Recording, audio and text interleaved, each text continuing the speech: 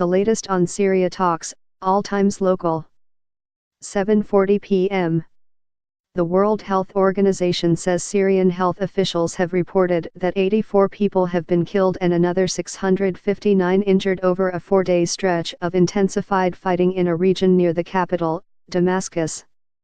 The UN Health Agency said the casualties occurred between November 14 to November 17 in clashes between rebel fighters and forces that support President Bashar Assad in the eastern Ghouta region. The area on the outskirts of Damascus has been under a government siege for more than 4 years. 17 children and 6 women were among those killed. The agency also said in a statement Wednesday that more than 200 operations were conducted in eastern Ghouta despite blockages that have prevented deliveries of humanitarian aid including life-saving medicines, medical equipment and surgical supplies. Elizabeth Hoff, WHO's representative in Syria, said medical evacuations of critically ill patients are long overdue. 6:25 p.m. Turkey's president says trilateral talks with the leaders of Russia and Iran have critical importance for bringing peace to Syria. Recep Tayyip Erdogan, speaking after Wednesday's talks with Russian President Vladimir Putin and Iranian President Hassan Rouhani in the Russian Black Sea resort of Sochi, said they agreed to help support a full-scale political process in Syria.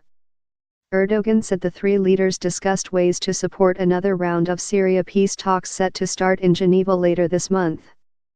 He emphasized the need to deliver humanitarian aid to Syria.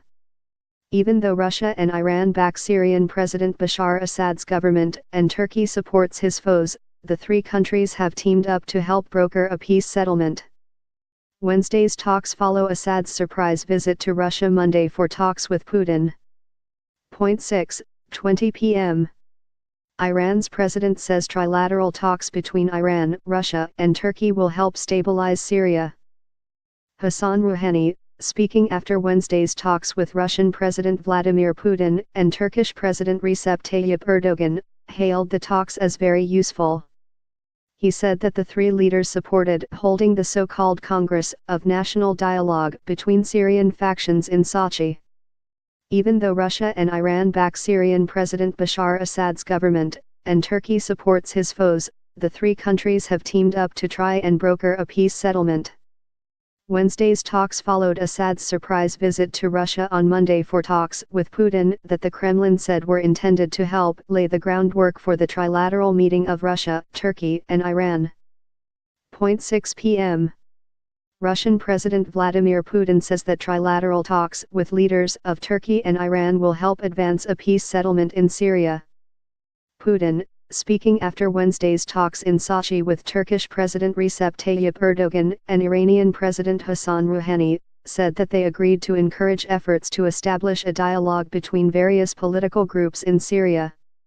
The trilateral meeting follows Syrian President Bashar Assad's surprise visit to Russia Monday, which the Kremlin said helped lay the groundwork for Wednesday's meeting. Putin emphasized that Assad pledged to conduct constitutional reforms and hold new elections under UN